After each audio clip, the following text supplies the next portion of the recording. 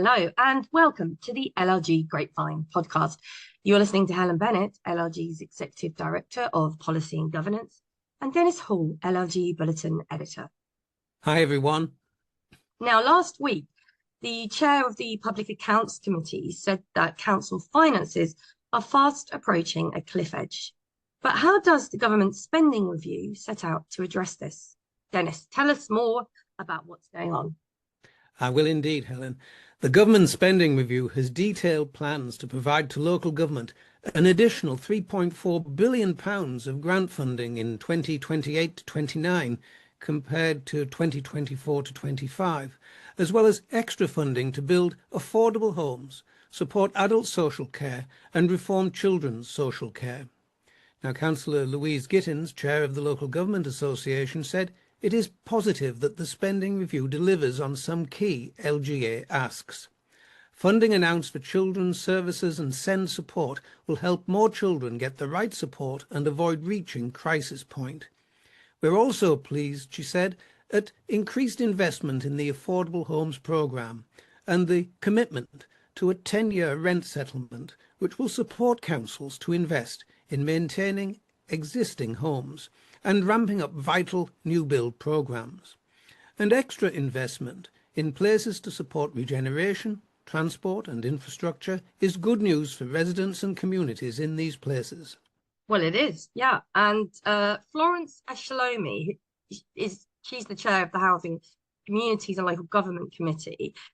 She said that the Chancellor's announcement of £39 billion for affordable homes is welcome and will play an important role in efforts to deliver on the government's goal of building the 1.5 million new homes this Parliament, and that decades of failure to build the social homes that we need means that a record 126,000 families face the scourge of homelessness, spending years in so-called temporary accommodation while their health, work and education suffers. And she went on to say that today must be a turning point where we finally deliver the social homes people need up and down the country. And that she'll be urging the government to be clear on just how many social homes they expect this capital investment to deliver and whether they will set a target for social rent homes in the long-term housing strategy.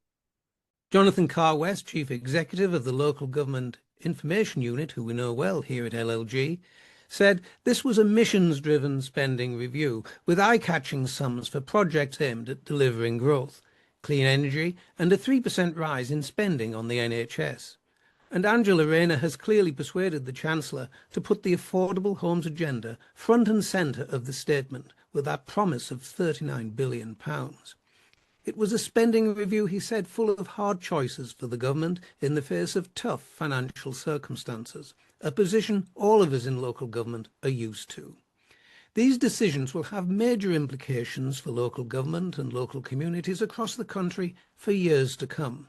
And he went on, the Chancellor's spending review also reinforced this government's commitment to devolving power to the regions across England, commits the government to major investments in housing and infrastructure, and pledges new funds to support regional and local growth across England and the devolved nations. This all should be welcomed indeed. Well, yes, of course, but whether it's all enough, time will tell.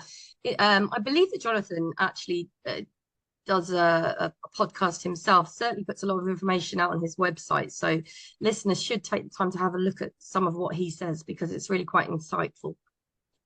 Now, sticking with funding, the government has announced that the mayoral strategic authorities with a strong track record of delivery, which can demonstrate exemplary stewardship of public finances, can request access to a deeper level of devolution, including the integrated settlement. Now, the government implemented integrated settlements for Greater Manchester and West Midlands combined authorities at the start of the 2025-26 financial year.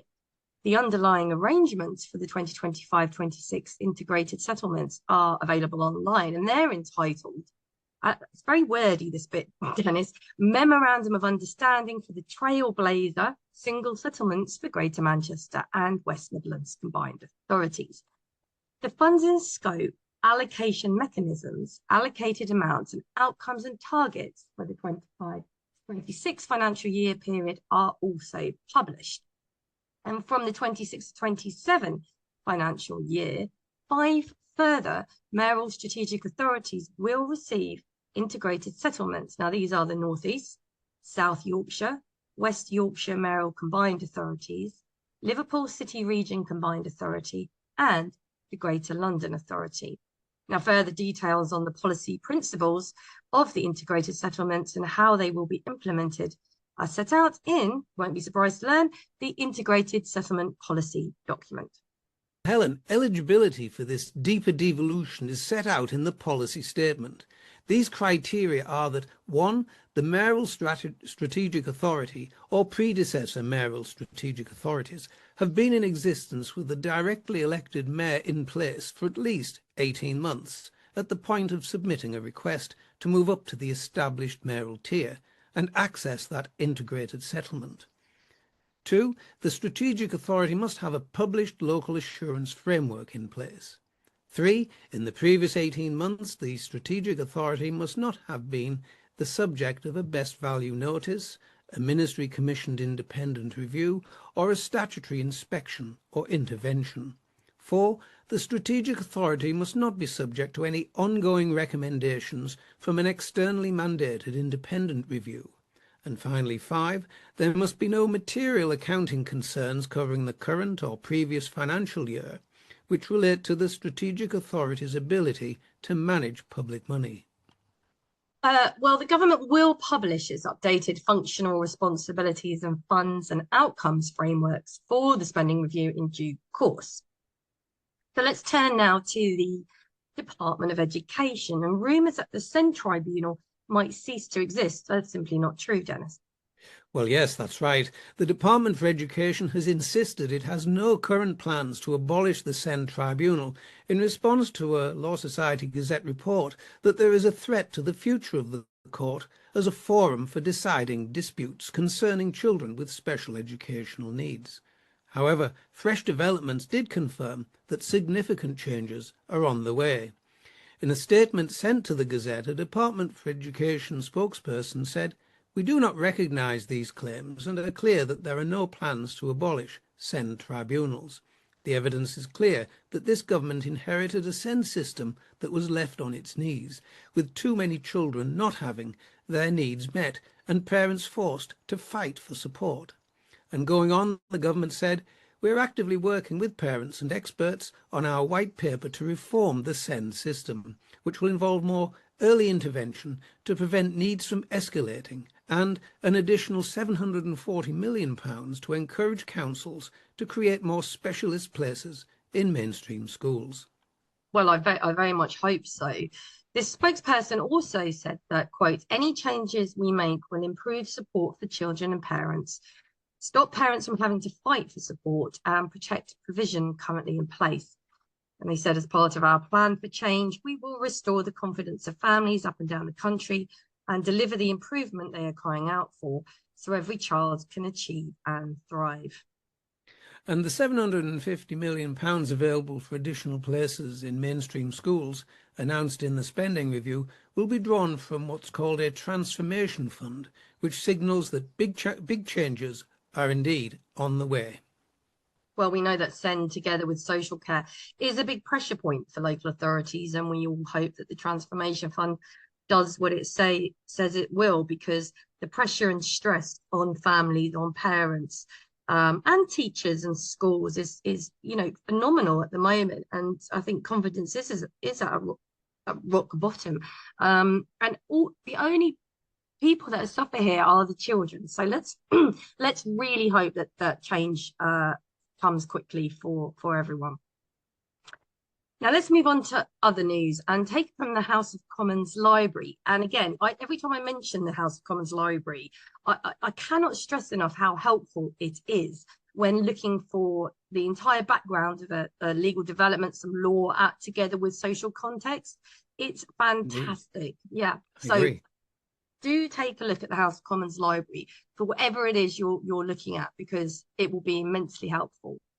This time, I've been looking at a publication on the informal carers' employment rights and support. Now, the Department of Health and Social Care describes an informal unpaid carer as someone who provides unpaid help to a friend or family member needing support, perhaps due to illness, older age, disability, a mental health condition, or an addiction, as long as they are not employed to do so.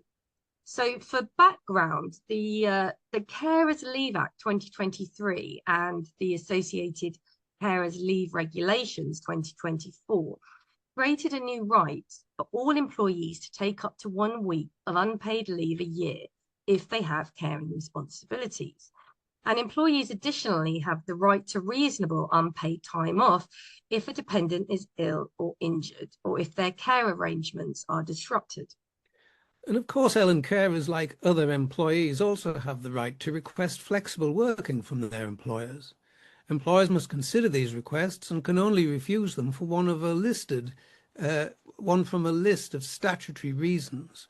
Carers may also be protected from discrimination or harassment by association while at work. Now, discrimination by association is when a person is treated less favourably because of their association with another person who has a protected characteristic, such as age or disability.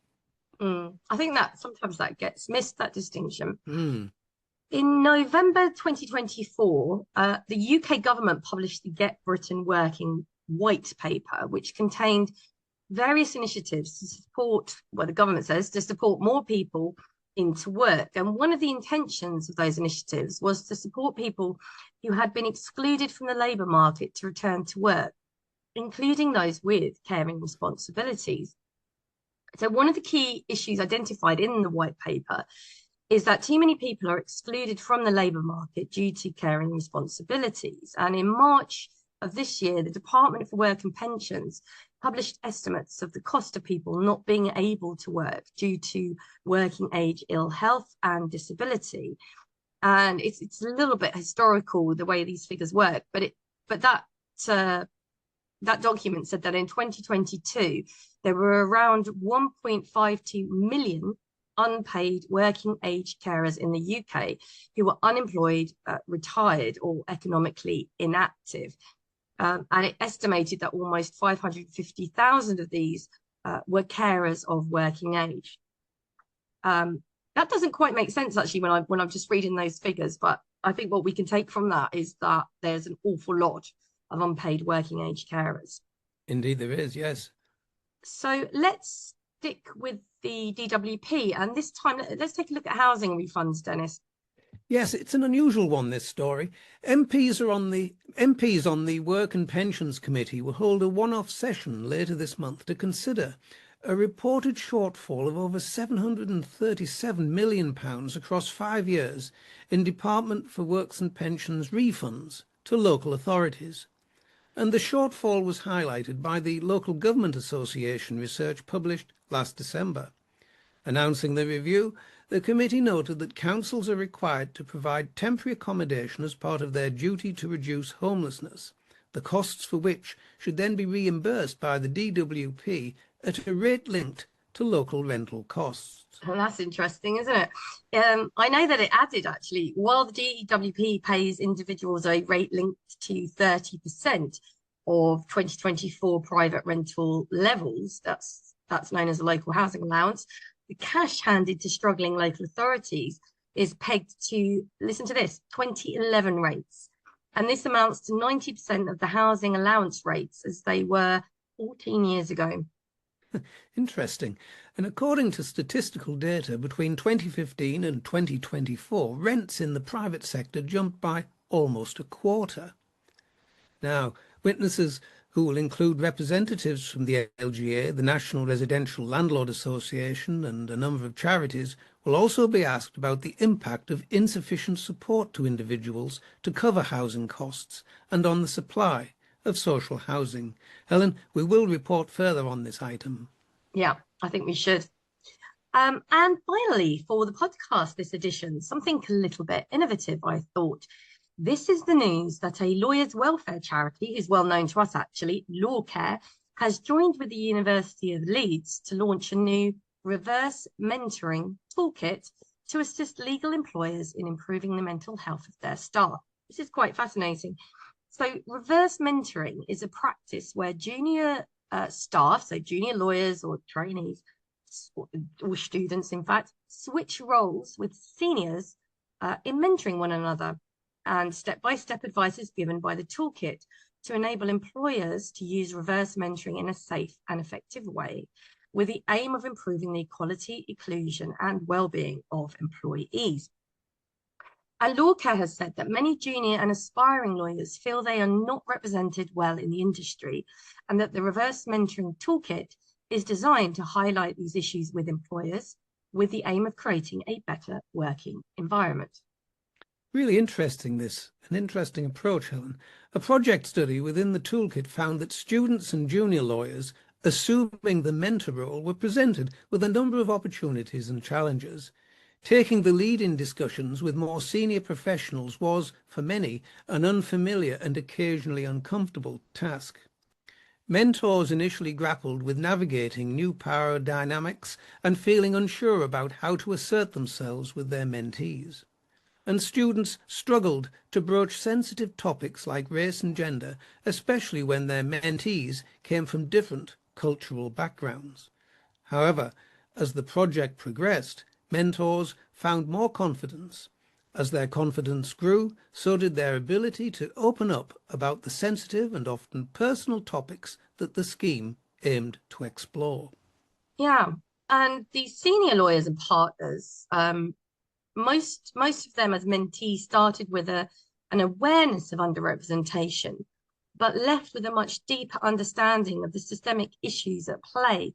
And for many mentees, the scheme offered an opportunity to reflect on their own behaviour, as well as wider firm culture. And the role reversal was not only educational for mentees, but it also helped to foster empathy. And they became more attuned to the experiences of underrepresented groups, leading them to think critically about their own roles in perpetrating exclusionary practices. So perhaps your authority should look at this work and embed it alongside your one-to-ones and appraisals. It's certainly one to think about. And on that note, that's it for another edition of the podcast. You can read more on these items and many more besides by going to bulletin number 23, available on the LLG website now. So it's goodbye from me. And from me too. Bye now.